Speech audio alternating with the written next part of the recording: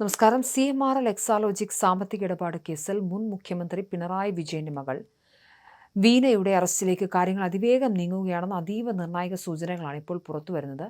നിയമസഭയുടെ നയപ്രഖ്യാപന പ്രസംഗം ഉൾപ്പെടെയുള്ള സുപ്രധാന രാഷ്ട്രീയ നീക്കങ്ങൾ സംസ്ഥാനത്ത് നടക്കാനിരിക്കെ EDയുടെ അടുത്ത നീക്കം എന്തായിരിക്കുമെന്ന ആകാംക്ഷയിലാണ് കേരളം. കസ്റ്റഡിയിലെടുത്ത് ചോദ്യം ചെയ്യാനോ നേരിട്ടുള്ള അറസ്റ്റിനോ ഉള്ള നിയമപരമായ സാധ്യതകളാണ് കേന്ദ്ര ഏജൻസി ഇപ്പോൾ സജീവമായി പരിശോധിക്കുന്നത്. നാളെയാണ് നിയമസഭയിൽ പുതിയ UDF സർക്കാരിന്റെ നയപ്രഖ്യാപനം. റെയ്ഡിൽ പിടിച്ചെടുത്ത നിർണായക രേഖകളും ഡിജിറ്റൽ തെളിവുകളും കൊച്ചി ഓഫീസിൽ ഉദ്യോഗസ്ഥർ അതിവേഗം വിശകലനം ചെയ്തു വരികയാണ്.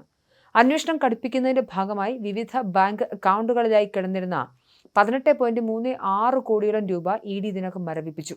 242ഓളം ബാങ്ക് അക്കൗണ്ടുകളാണ് കേന്ദ്ര ഏജൻസി ഒരൊറ്റ നീക്കത്തിൽ ലോക്ക് ചെയ്തത്.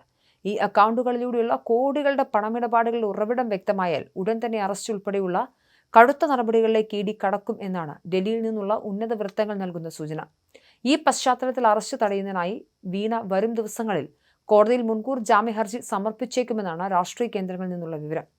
കള്ളപ്പണം വെളുപ്പിക്കൽ നിരോധന നിയമപ്രകാരം ED ചുമത്തിയിരിക്കുന്ന കുറ്റങ്ങൾ അതീവ ഗുരുതരമായതിനാൽ മുൻകൂർ ജാമ്യത്തിന് കോടതിയെ സമീപിക്കുക മാത്രമാണ് പ്രതിഭാഗത്തിന് മുന്നിലുള്ള വഴി.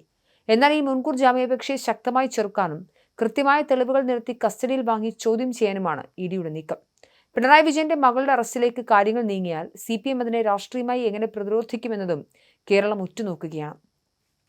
കള്ളപ്പണം വെളുപ്പിക്കൽ നിരോധന നിയമപ്രകാരമുള്ള കേസിൽ EDയുടെ അന്വേഷണവും സമൻസുമെല്ലാം സ്റ്റേ ചെയ്യണമെന്നാവശ്യപ്പെട്ടുള്ള ഹർജി തള്ളിയ ഹൈക്കോടതി ഉത്തരവ് കൊച്ചി ED ഓഫീസിൽ ലഭിക്കുന്നത് ചൊവ്വാഴ്ച രാത്രി 8-ന് ശേഷം മാത്രമാണ്. ആ ഒരൊറ്റ രാത്രി കൊണ്ടാണ് കേരള രാഷ്ട്രീയത്തെ പിടിച്ചുലച്ച നിർണായകമായ റെയ്ഡിന് ED തീരുമാനമെടുത്തത്. അതിവേഗത്തിലുള്ള ഈ തീരുമാനത്തിന് പിന്നിൽ കൃത്യമായ ചില സമയക്കൂട്ടുകൾ ED കണക്ക് കൂട്ടിയിരുന്നു. വിധി വന്നതിന് തൊട്ടടുത്തുള്ള 2 ദിവസം ഹൈക്കോടതി അവധിയാണെന്ന പെർഫെക്റ്റ് ടൈമായിരുന്നു ഈ അർദ്ധരാത്രി ഓപ്പറേഷന് പിന്നിലെ പ്രധാനപ്പെട്ട കാരണം. കോടതി അവധിയായതിനാൽ പ്രതിഭാഗത്തിന് പെട്ടെന്ന് മറ്റ് നിയമ നടപടികളിലേക്ക് നീങ്ങാൻ കഴിയില്ലെന്നും ED ഉറപ്പിച്ചു. കേരളത്തിലും ബംഗളൂരുവിലുമായി 10 ഒരേ സമയം റെയ്ഡ് പ്ലാൻ ചെയ്തത്. ഇതിനായി ഡൽഹിയിലെ ED ആസ്ഥാനത്ത് നിന്നും അടിയന്തര അനുമതി വാങ്ങുകയും 50-ലേറെ ഉദ്യോഗസ്ഥരെ വിവിധ സംഘങ്ങളായി തിരിച്ച് ഒരുക്കുകയും വേണമായിരുന്നു. ചൊവ്വാഴ്ച രാത്രി 8 മണിക്ക് കോടതി ഉത്തരവ് കിട്ടിയത് മുതൽ ബുധനാഴ്ച രാവിലെ 7-ന് റെയ്ഡ് തുടങ്ങും വരെയുള്ള ആ 11 മണിക്കൂർ അന്വേഷണ സംഘത്തെ സംബന്ധിച്ച് അതീവ നിർണായകമായിരുന്നു. റെയ്ഡ് വിവരം ചോർന്നാൽ വലിയ രീതിയിലുള്ള രാഷ്ട്രീയ പ്രതിരോധവും തെളിവ് നശിപ്പിക്കലും ഉണ്ടാകുമെന്നും ED സംഘം മുൻകൂട്ടി കണക്കുകൂട്ടിയിരുന്നു. അതുകൊണ്ട് തന്നെ കൊച്ചി ഓഫീസിലെ വളരെ ചുരുക്കം ഉന്നത ഉദ്യോഗസ്ഥർക്ക് മാത്രമാണ് ഇതിന്റെ പൂർണ്ണരൂപം അറിയാമായിരുന്നത്.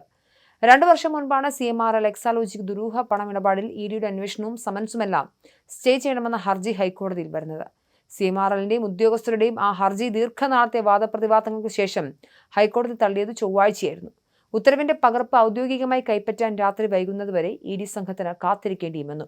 നിയമപരമായ തടസ്സങ്ങൾ നീങ്ങിയതോടെ ED കൊച്ചി ഓഫീസിലെ യൂണിറ്റ് 4-ന്റെ ചുമതലയുള്ള ഡെപ്യൂട്ടി ഡയറക്ടർ S. സിമിയുടെ നേതൃത്വത്തിലായിരുന്നു മിന്നൽ നീക്കങ്ങൾ ഏകോപിപ്പിച്ചത്. CMRL കമ്പനിയും ഉദ്യോഗസ്ഥരും ഹൈക്കോടതി സിംഗിൾ ബെഞ്ചിന്റെ ഉത്തരവിനെതിരെ വീണ്ടും ഡിവിഷൻ ബെഞ്ചിനെ സമീപിച്ച് സ്റ്റേ വാങ്ങാനുള്ള സാധ്യതകൾ ഏറെയായിരുന്നു. ഈ കണക്കുകൂട്ടലാണ് അവർ കോടതിയിലേക്ക് എത്തുന്നതിന് മുൻപ് തന്നെ അതിവേഗത്തിലുള്ള റെയ്ഡ് ED ആസൂത്രണം ചെയ്തത്.